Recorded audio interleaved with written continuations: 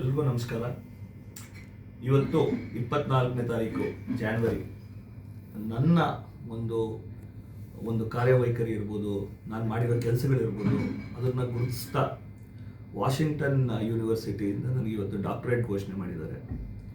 ಇದು ನಮ್ಮ ತಂದೆ ತಾಯಿ, ನಮ್ಮ ಹಳ್ಳಿ ಗ್ರಾಮ, ನಮ್ಮ ಶಿಡ್ಲಘಟ್ಟ ತಾಲೂಕು, ಬದಲಾಗಿ ಮುನ್ಷಾಮಪ್ಪನವರು, ಇವರೆಲ್ಲರ ಒಂದು ಆಶೀರ್ವಾದ ಪ್ರಯುಕ್ತ ನನ್ನ ಹೆಸರು ಸಂದೀಪ್ ರೆಡ್ಡಿ ಅಂತಿತ್ತು. ಇವತ್ತಿಂದ ಡಾಕ್ಟರ್ ಸಂದೀಪ್ ರೆಡ್ಡಿ ಆಗ್ತಾ ಇದೆ. ಇದು ನನ್ನ ಮಾಡಿರೋ ಎಷ್ಟೋ ವರ್ಷಗಳ ನಿರಂತರ ನಮ್ಮ ಸಮಾಜಕ್ಕೆ ಏನು ಮಾಡಬೇಕು, ಏನು ಮಾಡಬಾರ್ದು ಅನ್ನೋದನ್ನೇ ಹೇಳ್ಕೊಡೋದೇ ತುಂಬ ಕಷ್ಟ ಆಗಿತ್ತು ನಮಗೆ. ಇವತ್ತು ಕೂಡ ಅಷ್ಟೇ, ನಾನು ಮಾಡಿರೋ ಯಾವುದೇ ಥರ ಕಾರ್ಯಗಳಿಗೆ ಆಗಲಿ, ಏನೇ ಜನಗಳಿಗೆ ಒಂದು ಸಹಾಯ ಹಸ್ತ ಕೊಡೋದಲ್ಲಾಗಲಿ ನಾನು ಮುಂಚೂಣಿಯಲ್ಲಿರ್ತೀನಿ.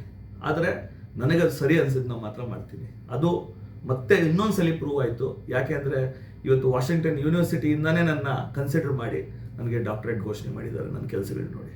ಇದು ಶಿಡ್ಲಘಟ್ಟೆಗೆ ಒಂದು ಹೆಮ್ಮೆಯ ಸಂಗತಿ, ಹಾಗೂ ನಮ್ಮ ಗ್ರಾಮ ಹಳ್ಳಿಗೆ ಒಂದು ಹೆಮ್ಮೆಯ ಸಂಗತಿ.